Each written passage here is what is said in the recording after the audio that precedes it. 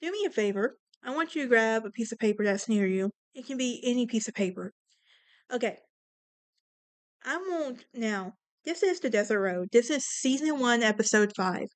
I know that is very hard to believe. I'm so excited for this 10 episode season, and I do have the next 4 seasons planned out. Well, next 3 seasons after this one planned out. I might do a season 5. Yeah, I don't know yet. We're gonna see how I feel.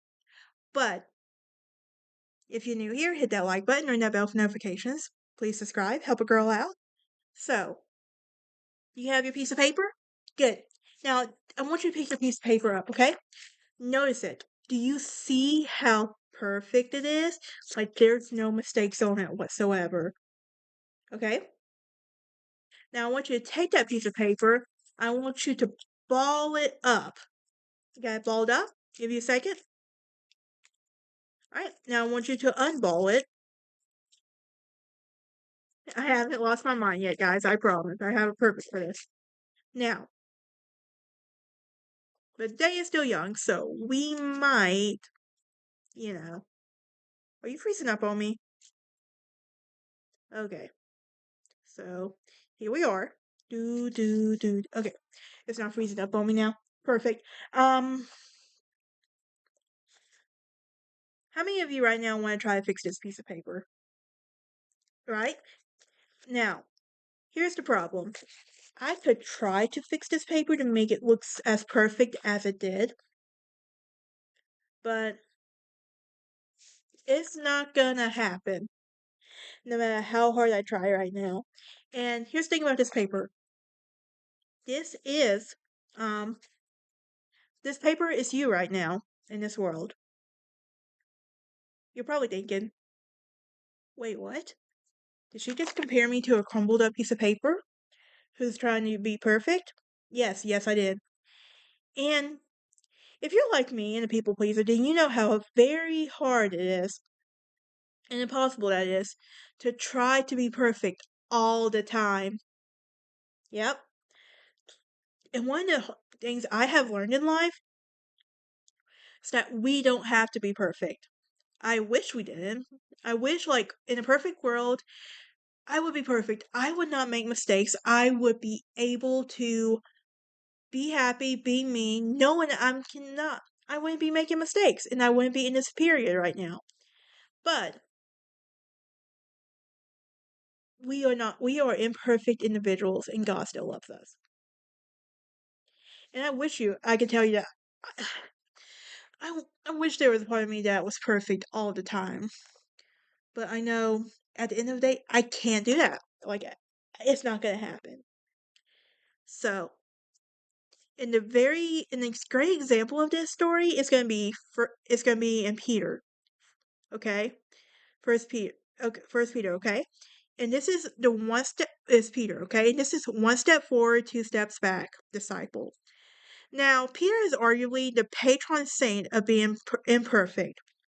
He was impulsive, he was loud, famously promised he would never leave Jesus, only to deny him 3 times just 3 hours later.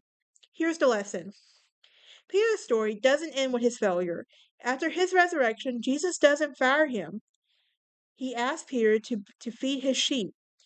And it shows that your mistakes don't disqualify you from your purpose.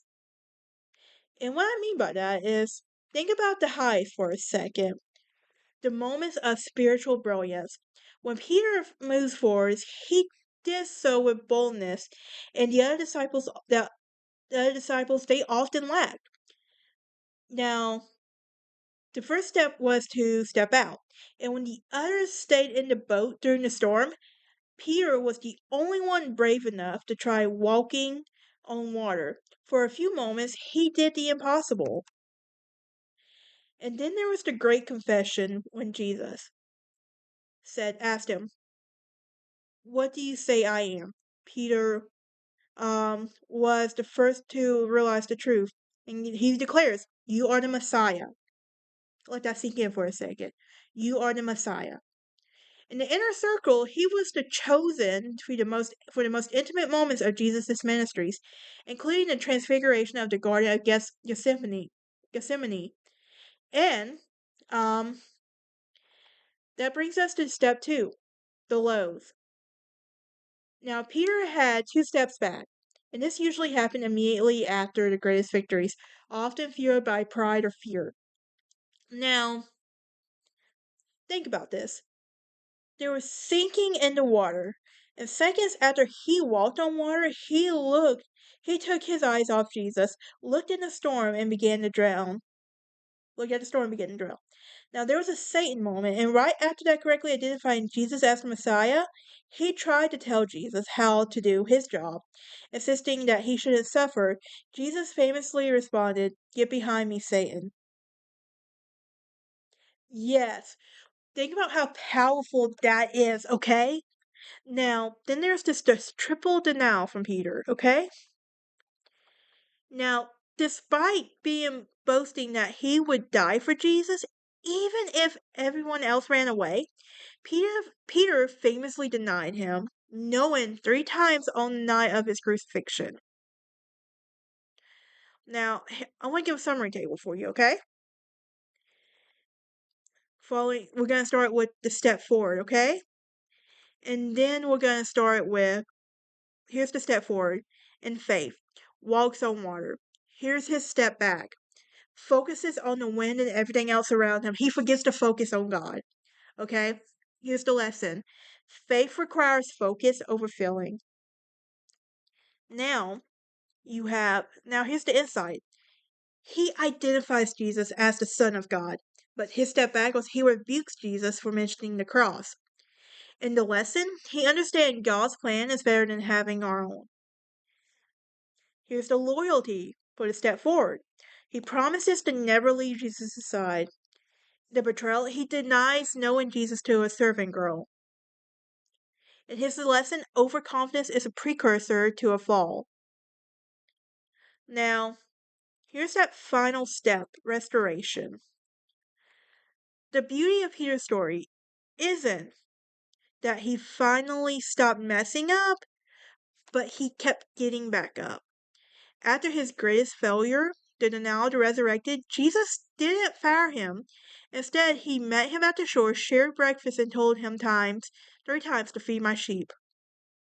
Peter eventually moved from being impulsive loose cannon, to the steady fundamental leader of the early church. His life does serve as a reminder that failure isn't final. It's just a part of the refinement process. Okay, I have this question to ask you. Which part of Peter's zigzag journey do you find most interesting? His impulsive courage, his ultimate comeback, God's forgiveness to him? Every single time. Now, you're probably wondering, what is the significance of Peter's 1 step forward, 2 steps back? Well, this story serves as a theological mirror of the human experience. In the Bible, Peter isn't just a historical figure, he's a prototype for every believer who struggles with the gap between their intentions and their actions. And here's why his journey is significant in the Bible, okay? There's the validation of the work in progress, okay? Peter's story proves that spiritual growth is rarely linear, and in the New Testament, his failures are recorded with brutal honesty. And it is the most significant because it shows us that those closest to the divine struggle with doubt, ego, and fear. It also redefines the rock that Jesus called him into Cephas when he was still a pebble, and this signifies that God sees a person's potential, not just their current performance. Okay? Now, here's the relationship between the highs and the lows.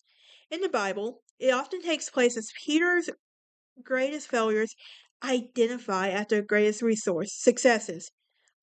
The mountaintop effect, after seeing Jesus transfigure in his glory, Peter immediately suggests building shelter and completely missing the spiritual point. Here's the significance. This warns that the moment of high spiritual clarity are often followed by the moments of intense vulnerability. It teaches us that standing firm requires constant humility and not just one-time bravery. Also, there's a distinction between failure and finality. The significance of this part is 2 steps back, which happens next. Peter takes the ultimate guide to restoration versus despair with Peter and Judah. Peter and Judah, um, both betrayed Jesus, and Judah looks at his eyes and steps back and sees a dead end.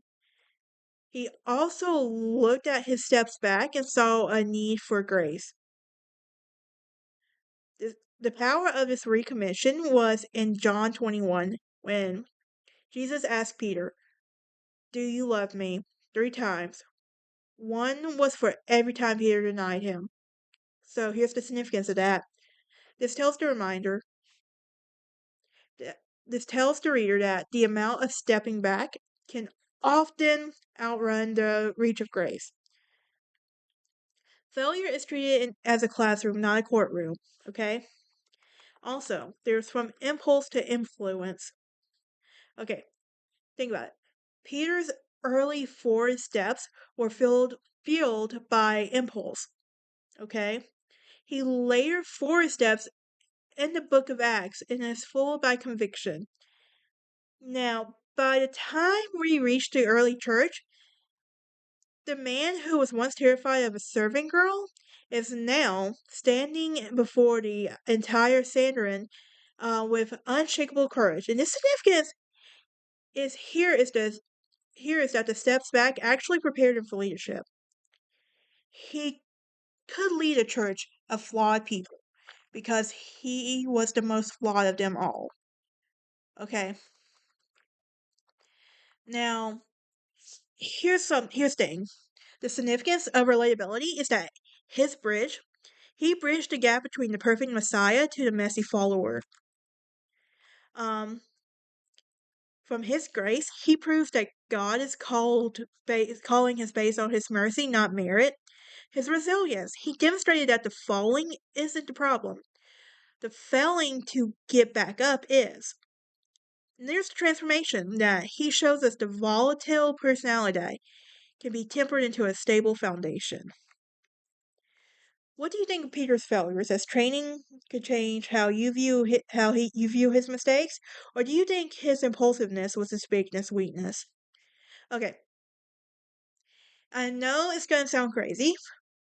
I'm a crazy person. We all know this, but I personally think that Peter's weakness was also his strength. Yes, he was impulsive, but it was his impulsiveness that gave him the courage. But he is also the imperfect human, like perfect follower of God. Okay? Even though he denied God 3 times, God never once fired him as a disciple. Never let him go. That says something right there. That was those setbacks prepared him. And Peter wasn't perfect. He was messy and he was messy. That's the thing. He took his focus off God when he walked on water. He focused on the storm around him, okay? At the end of the day. But here's the thing. God never takes his focus off us. He knows we're not perfect individuals no matter how hard we try. I'm not perfect. I want to be perfect, but I know I'm not. And that's just how it goes. So you are like this piece of paper right here. You're imperfect. You like we are inherently flawed as we come into this earth. We are not a piece of paper that has no mistakes on it yet. No mistakes. We cry, we whine, we lie, we do stuff that we probably shouldn't do, but we learn at the end of the day. Well, most of us learn. Some of us still need to learn. But at the end of the day, we even judge. I'll even admit it. You put pineapple on your pizza, I'm judging you. You deserve that judgment. Sorry, God, but they deserve that judgment. That was, I'm think that putting pineapple on a pizza was a devil move. I will say that right now. But that is it for this episode. You can join me next time as we talk about what are we talking about next time? Let me pull my piece of paper up and I can tell you. Trying to walk the narrow road.